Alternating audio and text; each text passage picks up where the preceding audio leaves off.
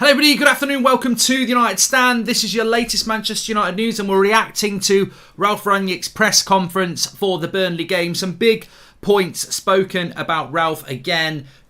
I don't want to big up honesty, but it is very refreshing. It's another very refreshing interview where he's discussing the tactics of where we went wrong in a game, which you would never have got for the last 3 years. And also expansion on, what's going on with Lingard and do we need an overhaul at the club? So lots to get into and really enjoyed it. I mean, look, whether he's going to be the right manager or not, I think Manchester United need to look at the relationship that the fans have with this manager. And I'm not saying he's going to be successful. I'm not saying he should be the next manager. I think that'll be very difficult for him to be. But I think that we've hit on something here that the fans have really warmed to. And that's an intelligent tactical coach who speaks honestly and openly about how the club is being run.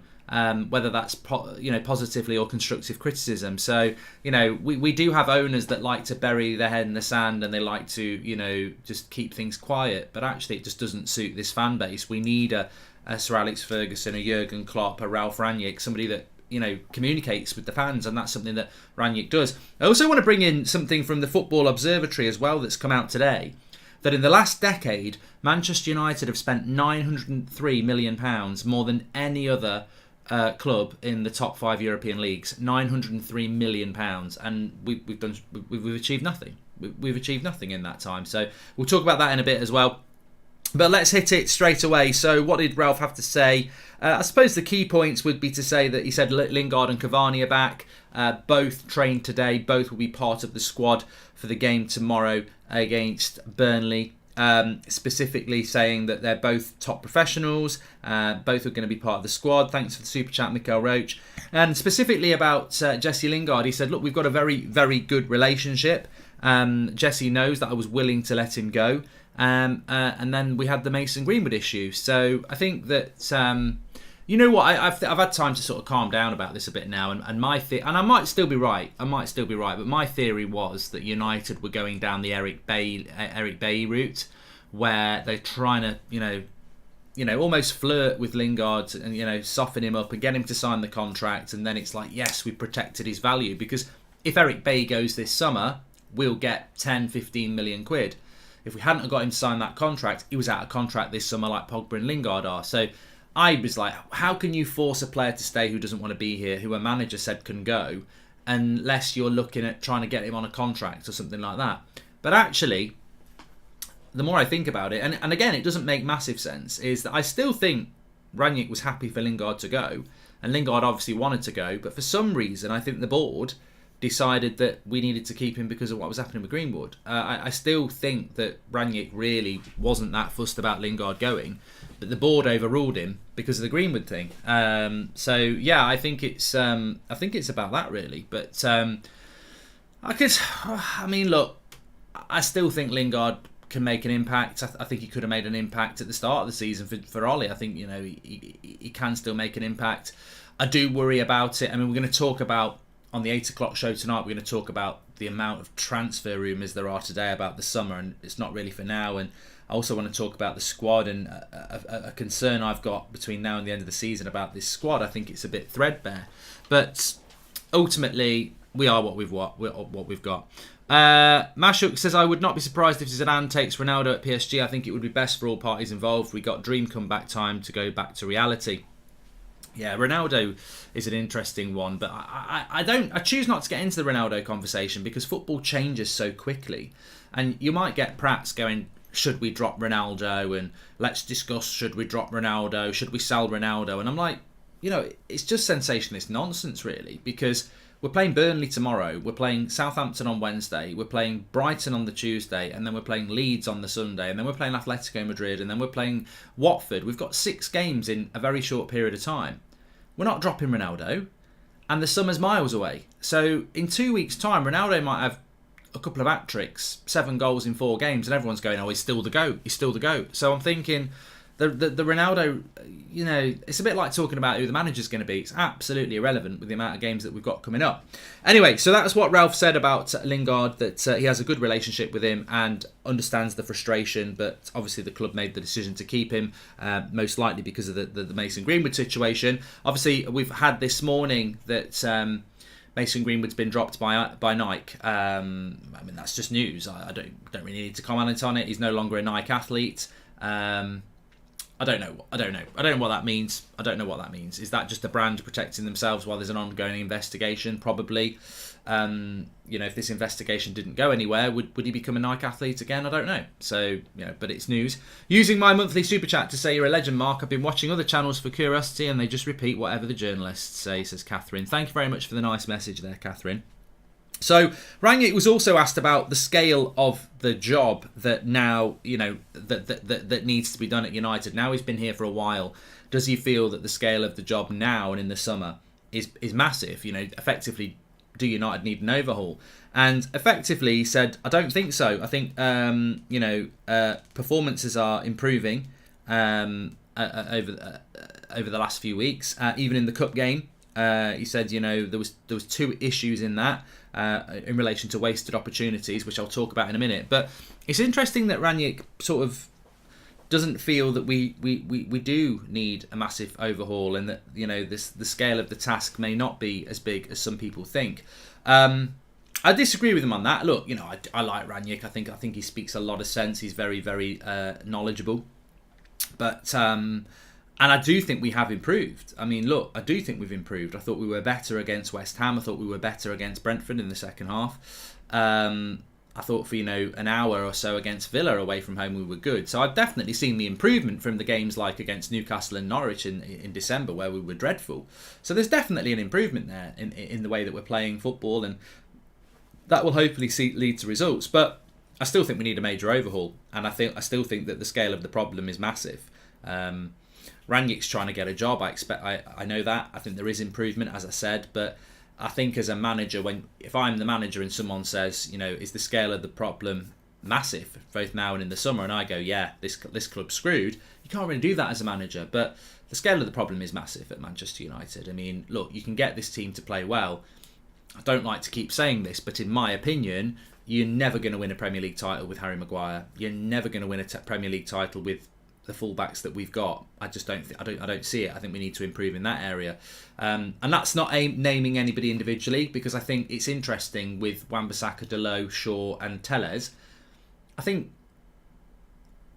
one of them could be good enough to win a title. I just don't know which one, but I don't think there's a pair that can. I still think we need some improvement there.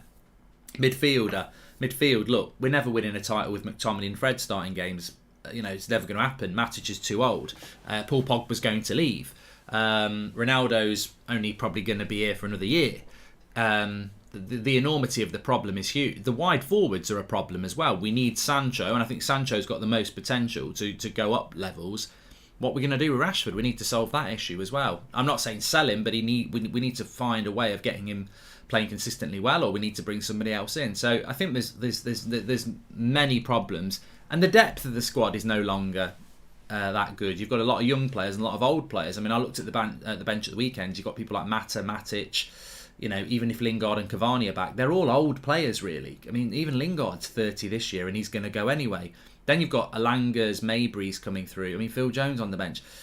We used to have a bench that sometimes you looked at the bench, like Adam said last night, and you felt it was stronger than the first team. I look at the bench now and I go, yeah, this is a club in transition, because we've got a lot of young players that have got potential, and we've got a lot of old players who are going to be going soon. So I do think there is a long-term and short-term issue at the club, but I can understand why Rangnick's saying not. On the Ronaldo debate, I'd say unless he starts missing more opportunities in other games, he should continue starting. Hopefully it was just a one-off, says Sean Collins. I mean, look, I'm happy to take the questions. That's the whole point.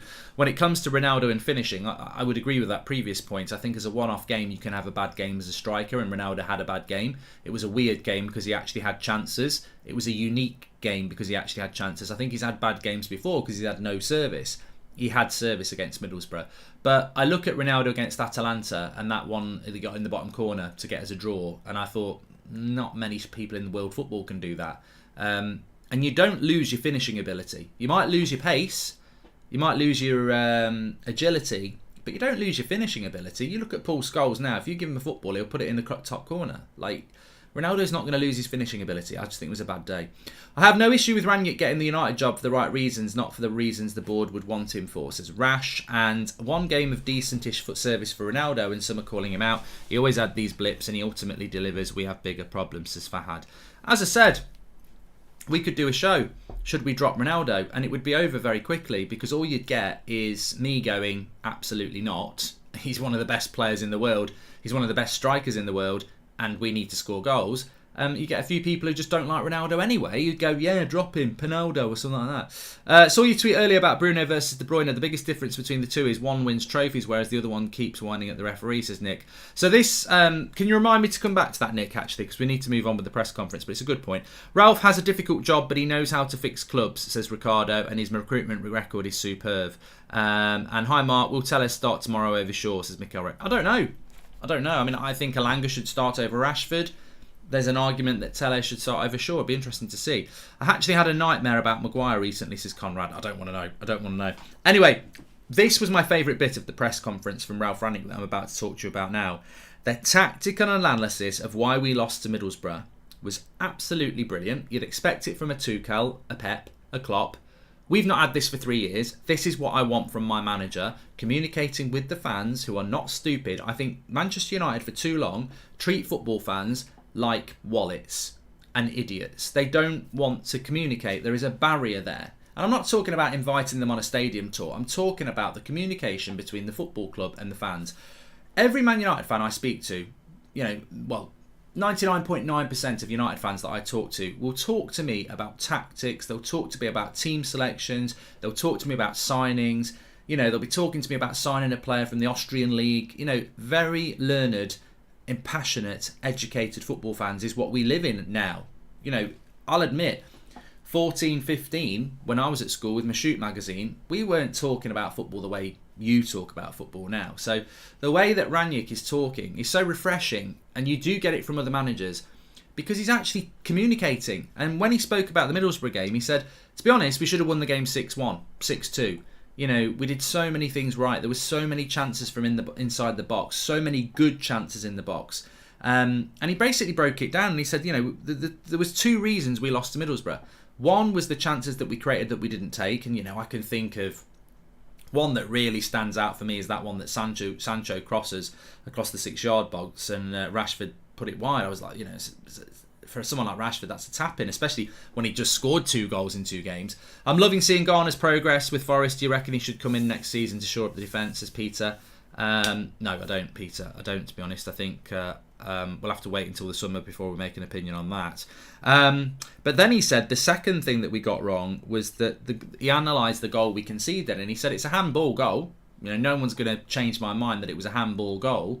But in the 5 or 6 seconds before we conceded the goal, we're architects of our own downfall, effectively. He spoke about, and I think it's interesting, I haven't watched that goal back. I've seen the bloody handball so many times, just can't be arsed, but I've not analysed the goal, and maybe I should do. But Rangnick was saying about, what we did 6 or 7 seconds before was a mistake, and then that goal should never happen. So, I like that level of communication from a manager to say that, look, we lost the game, we've got to take it on board, but we should have won it by a lot more. The strikers or the attackers missed lots and lots of chances. Bruno missed an open goal, as we know. And, yes, it's a handball, but we never should be putting ourselves in that position in the first place. And that's, I don't want to keep talking about the previous manager, but he never would have done that.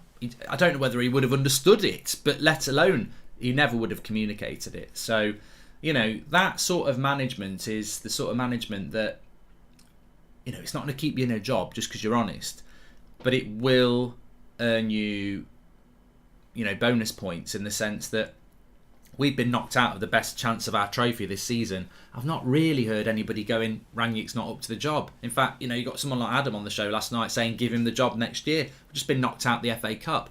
But there's nothing wrong with saying give him the job next year, because actually I think everybody's fully aware that he's inherited a mess, and the way he talks about the game is like the way many of you talk about the game. He's seeing things like, maybe there's a striker who's got the ball and played the wrong pass. Middlesbrough get the ball and 10 seconds later they've scored the goal.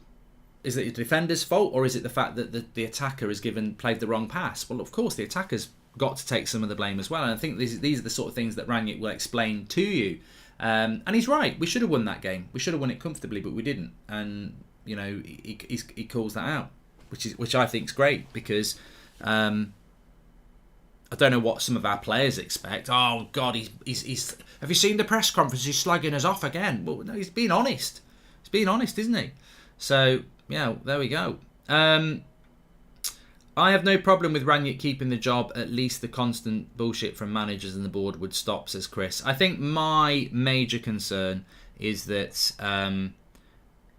you have a situation whereby for Rangnick to get the job, for me, we need to see evidence that he's been listened to, because he's not been listened to. January wants a midfielder. They say no. And there are viable midfield options like Zakaria and Kamara, and he says no. They said no to him. And also the Lingard thing, he said he can go, and they said no, we need to keep him. So, when the manager of the football club is asking for things in relation to the football team and the board are saying no, that doesn't make me want Rangnick to stay, because I want him to be listened to. I don't want Murtaugh or Fletcher telling Rangnick no, because he's better than them two. He's better than them two combined. So if Rangnick gets the freedom to really build the club, then that's when I'd start saying this is interesting. On top of that, it's not just the board and Murtaugh and Fletcher, it's also the players. The players have not been particularly respectful over the last 6 weeks. There's been way too many leaks, way too many moanings, way too many people going public. So those two things need to happen. And at the moment, I don't think Rangnick's got the respect of the board and the players. If he gets that, it's a different story. I think he deserves it, but he hasn't got it. I think Rashford would be good as a bit part player, Mark. He does amazing off the bench when defenders are tired, says Dan. Yeah, well, look, Rashford's best games this season have been off the bench, really, if we're honest. And I'd certainly put him on the bench against Burnley. I'm not sure whether that'll happen. But we have got Cavani back, which is a big, big thing. Cavani's a very interesting one. Rangnick said Cavani's back. I was saying this last night. The way that Cavani celebrated that goal against West Ham, it was like he scored it. And then he has a couple of days off again. But with Cavani what you're going to get, and we need to, it's a bit like Pogba for me. You've got to utilise the talents of Cavani and Pogba for these next few months. Yes, they'll be gone in the summer, but that doesn't mean you can't use them now. You have to use them now. He was also asked about the cup exit being the best chance of a trophy, and he said, look, we're terribly disappointed. Whether the cup was our best chance of a trophy or not, we wanted to go through. Simran says he'd take Rangnick over Poch. Rangnick saying, look, we're very disappointed. The most important thing was we wanted to go through. He also spoke on the, again about, I was up late last night playing Red Dead Redemption. That reminds me, actually, TUSFC, Twitch, just after 3 o'clock. I've dropped the link in the chat. We will be live back with TUSFC Ultras. If you want to watch us for that, be a couple of hours playing that at about 3 o'clock. But yeah, he said we weren't clinical enough, which we've already spoken about. And also, again, another piece of another golden nugget from Rangnick, really, because he also speaks about things that he doesn't have to mention them because actually they're a negative. But in doing that, it endears you to Rangnick because he's showing another weakness, but saying that's disappointing. So he also said, really, you want to be 2 or 3-0 up against Middlesbrough. You use your substitutes. You save the energy of players for Tuesday night, and we couldn't do that either. So not only does he acknowledge the fact that that is our best chance of a trophy, because it is gone, and that they're disappointed to be out. He also says, another thing, we couldn't rest up some of our players because we had to go and play extra time and penalties ahead of a game against Burnley. Now, Burnley played 24 hours after us, so I don't think it's going to make a massive amount of difference. But again, it's just that honesty. We should have been home and hosed with an hour gone. You make 3 or 4 subs like you can do in the FA Cup, and you keep people like Ronaldo and Varane and Pogba fresh for Tuesday, which you couldn't do as well. And again, it's that honesty and integrity to just speak openly about the disappointments of a game. And he clearly is very disappointed about that Middlesbrough game, and he clearly is the type of manager. And the way that he manages, he's like a teacher. I think lots. You can look at different managers, and you can almost say if they weren't a footballer, if they weren't a football manager, this is what they would be. And Rangnick's not actually a teacher. He's like a lecturer. He's like a university lecturer. He looks like one and he acts like one. And, for him, it's not just about going, we're disappointed. He also wants to delve into why we're disappointed. We didn't take our chances. We switched off a bit on the goal, even though it was a handball. We couldn't rest up for Tuesday. But then he'll speak about the positives and say that, we're creating more chances. We are getting better, and there are positives, and we don't need a total overhaul. Mark, would you prefer to start up front tomorrow, Ronaldo or El Matador? Ronaldo, Yuri, because Ronaldo's better than Cavani. He's been better than Cavani all his life, and he's still better than Cavani now. So I would start Ronaldo. I'm not dropping one of the world's best ever players because he missed a few chances against Middlesbrough. And ultimately, Cavani, if he was really eager to play for United, should have come back and not had 2 days off. So, look, I like Cavani, but Ronaldo's better. So, Ronaldo starts for me, 100%. But, I do think, taking everything into account, this is going to go... This could go either way. I was thinking about this listening to Rangnick. I was like, I think this next few weeks... I've done my preview for the Burnley game this morning, so you can check it out on the channel if you've not seen it. I've got my predicted lineup, etc. But I think this is going to... I can't tell you which way this is going to go. And I can't anyway, because I can't see the future. But, I see some United fans who are quite positive. They're like, I think we'll be okay. And I see some United fans going, no, we've messed it up this season, we're screwed. I personally think it could go either way.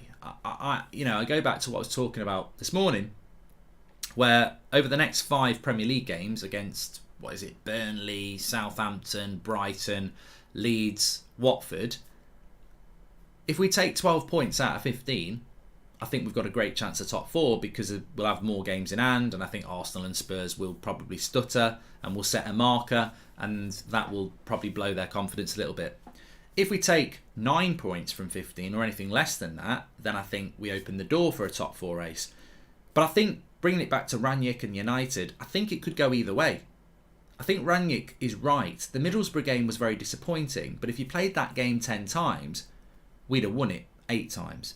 And now we've said this so many times, like, when we've beaten Man City with Ollie, I said it a few times, if we played that game 10 times, City would win it 7. We've just caught them on the day that we beat them.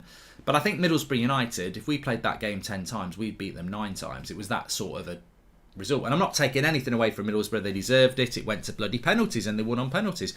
We didn't deserve to win that game because we weren't clinical and we made mistakes. But when I'm talking about the next few games, and it could go either way, we could go to Turf Moor tomorrow, replicate the Middlesbrough performance and win 2 or 3-0, and then do it against Southampton, and then do it against Brighton, and then you've taken 9 points from 9.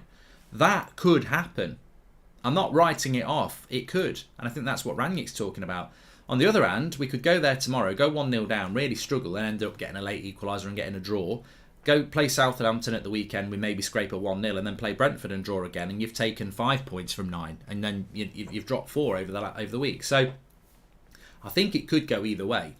And I think what will dictate it is, I don't see us winning 2, losing 2, winning 2. I don't think that's going to happen. I think we're going to be driven by momentum.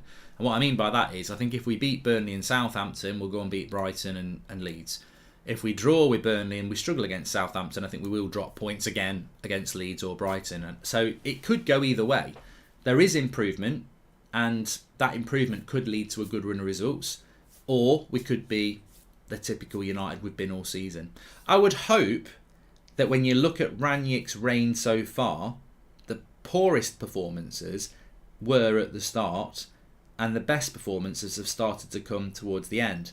Having said that, we beat Burnley and then Wolves played us off the park. Wolves wasn't that long ago, was it? So it's uncertainty, but it could go either way. Will you keep an eye on Donny's debut versus Everton, says Salah Ahmed? Well, I don't know whether Donny's actually going to play, because Lampard did his press conference a couple of hours ago and he said about Dele Alli and Van der Beek, they give us more options, but I'm not going to lean on them both too much. So I can see, you know what? I'm not going to react. But if Donny is on the bench tomorrow, why, and I know I said Watford last night and nearly said it again, why didn't he go to Crystal Palace? Like, surely the whole point was to go and play football for Crystal Palace. And, if Everton, if there is a doubt of that, then yeah. But we'll have to wait and see. Now, apparently, Fred, I was going to come to this anyway. Re-sign Almada, there, that'd be a big statement, says Luke Haynes. Yeah, I'd like to get Almada back on TUSFC.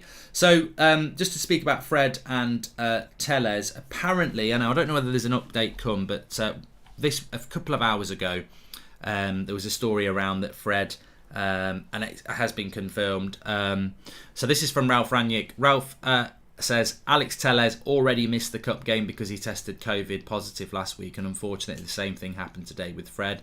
That's why I'll be missing from tomorrow's game and possibly even the game against Southampton. That is a bit of a concern because obviously Fred did play on Saturday, on Friday night, and has been around the team a lot. So we might actually pick up a few more COVID cases again. Let's hope not. But it's still there and it's still thereabouts. And obviously this international football is where they've picked it up from, both Brazilian players. So Luke Shaw will definitely be starting tomorrow. Tellez will not be playing tomorrow, of course. And neither will Fred. And Fred may well be missing the game against Southampton. Look, I did my preview this morning and luckily I didn't have Fred starting in anyway. Is it a problem for us?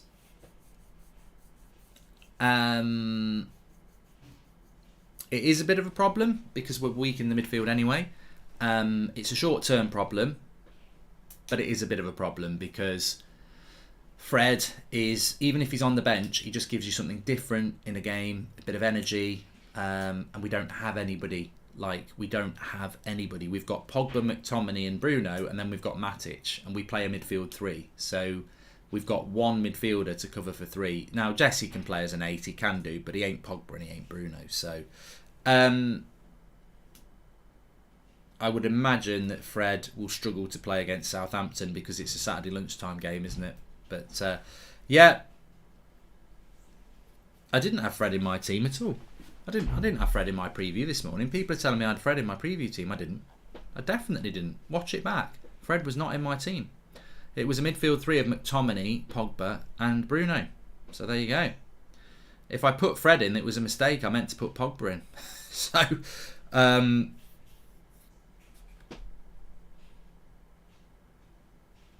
well, if I did have Fred in there, I never bloody said it. I was talking about the midfield three of Pogba, McTominay and Bruno. So if I put Fred in there, it was a mistake because I didn't put. He shouldn't be in there. It should be Bruno, Pogba and McTominay because that's what I was actually talking about. So it's a mistake. I never mentioned Fred playing in that game.